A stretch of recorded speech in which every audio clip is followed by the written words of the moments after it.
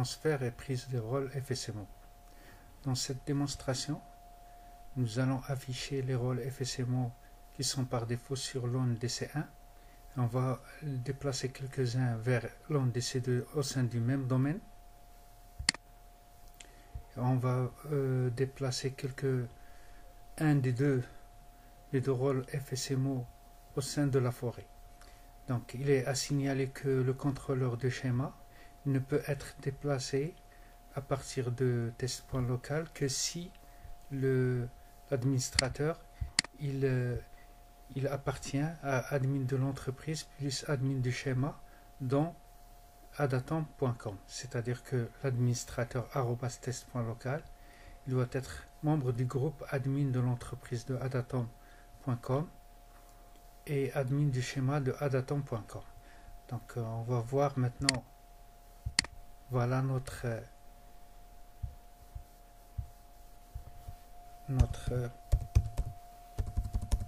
domaine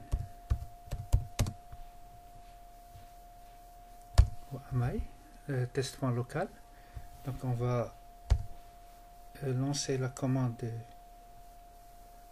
netom query FSMO pour voir quels sont les rôles qui sont dans le DC1 et quels sont les rôles qui sont dans l'onde DC1.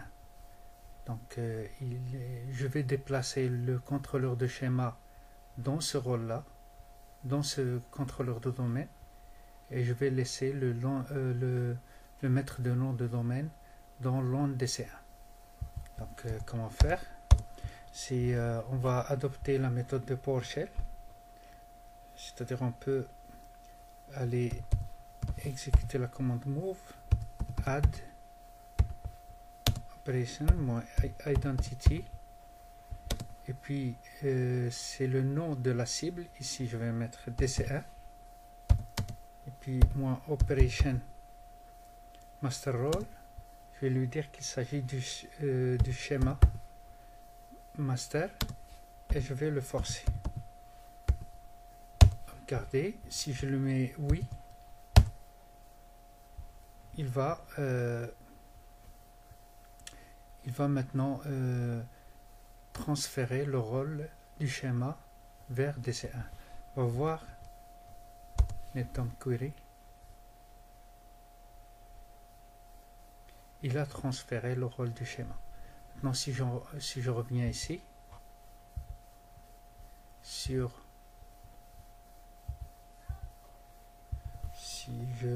j'exécute la commande netom query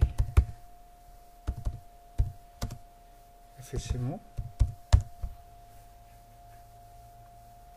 vous voyez ici que tous les rôles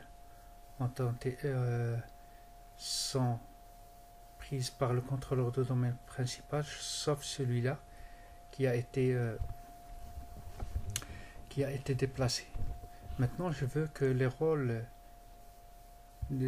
qui ont une étendue de domaine, je veux les déplacer vers l'onde DC2. Dans ce cas-là, je peux le faire en graphique ou bien je peux les transférer via la même commande que tout à l'heure, cette commande-là, mais je vais utiliser une autre. Donc je vais utiliser seulement la commande ntds utile. Cette commande permet de transférer les rôles, mais d'une façon interactive. Ça c'est, j'exécute la commande help pour voir ce qu'il y a là-dedans. Moi je vais utiliser roles. Donc c'est ça, je vais écrire roles et puis toujours help pour voir ce que je dois faire. Maintenant regardez, il faut se connecter, donc il faut écrire connections, entrée, toujours help, et il faut se connecter à un domaine, à un serveur, c'est-à-dire contrôleur de domaine. Donc je vais écrire connect to, je vais lui dire c'est lon-dc2. On va voir, syntaxe 1 to server.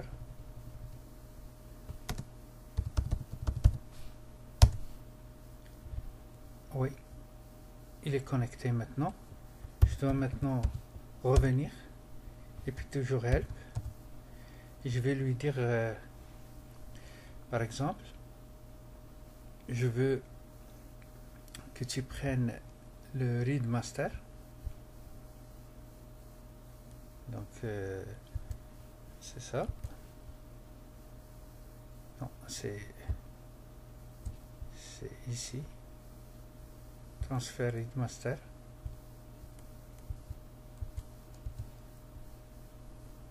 Il va le transférer. Et puis, je vais lui dire transférer infrastructure master. Et il est transféré. Je peux maintenant quitter. Et puis quitter. Et puis faire le FSMO query pour voir ce qui se passe. Voilà, maintenant j'ai le schéma et dans DC1 et le maître de nom qui est d'étendue forêt, il est sur LAN DC1, et puis contrôleur domaine principal LAN DC1, et puis gestionnaire de pool read c'est LAN DC2, et puis maître d'infrastructure LAN DC2. Donc j'ai un peu éparpillé les rôles ici. N'oubliez pas que si vous manipulez ce qu'on a fait ici, c'est-à-dire que vous allez transférer le schéma et ça ne marche pas, ça veut dire que il faut ajouter le test.administrateur test.local dans le groupe de schéma, admin de schéma, ici. Il faut ajouter test.local, donc allez donc ici administrateur,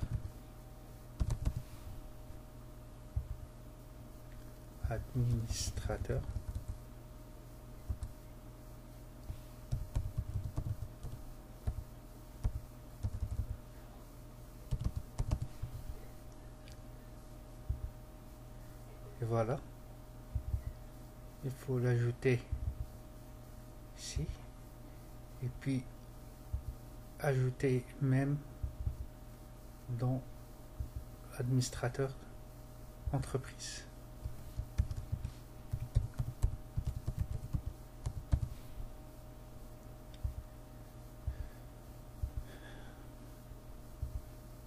Voilà. Comme ça, vous allez épargner les messages d'erreur s'ils surviennent ici. Il y a une autre chose qu'il faut pas oublier, c'est que si on veut voir en graphique les rôles FSMO, donc les rôles qui sont au niveau de la forêt, du domaine, ces rôles-là, on peut les voir facilement en cliquant sur Outils, Utilisateur et ordinateur Active Directory, aller sur votre domaine et maître d'opération. Ici, vous allez voir le read, il est sur DC2. Vous pouvez le modifier sur DC1.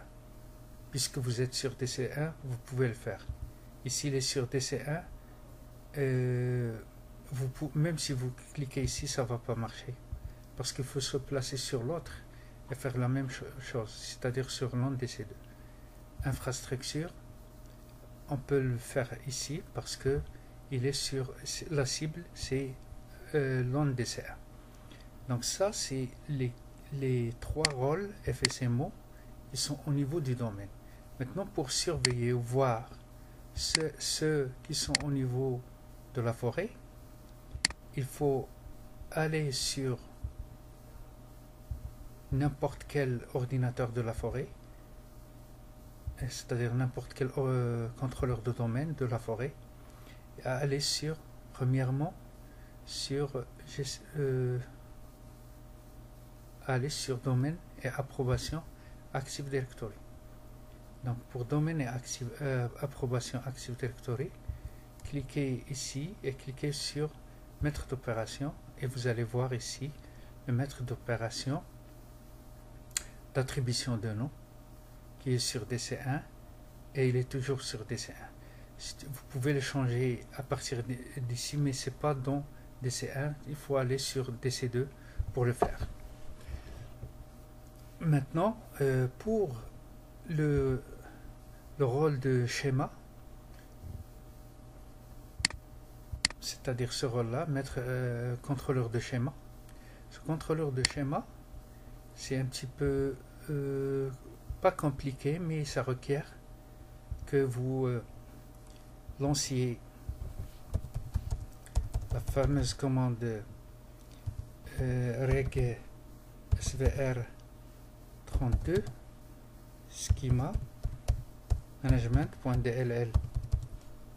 Vous lancez ça pour que ça soit incluse dans MMC, lancer la console MMC, puis ajouter les logiciels enfichables. Il y a ici le schéma Active Directory. Si vous n'avez pas lancé le schema DLL, vous n'allez pas voir ça ici. Donc ajoutez-le, puis OK. Et puis sur le schéma, vous pouvez voir ici le maître d'opération qui est DC1, c'est le maître d'opération du schéma. C'est-à-dire c'est celui-là. C'est celui-là qui est le maître d'opération du schéma. Donc ce qui reste ici, c'est que pourquoi on fait ça? On fait ça généralement lorsqu'on a par exemple un problème de bande passante, ou on a un problème de là où il y a notre connexion n'est pas fiable. Donc on peut par exemple mettre des contrôleurs de schéma là où il y a là où on est proche de beaucoup de sollicitations de la part des logiciels qui changent le schéma ou bien qui requièrent des informations sur le schéma. Idem pour le changement de nom, etc. Mais surtout, il faut prêter attention à l'émulateur PTC parce que lui, c'est parmi les rôles FSMO principaux les 5 rôles que je viens de citer. C'est tout ce qu'il y a pour cette vidéo et à la prochaine vidéo.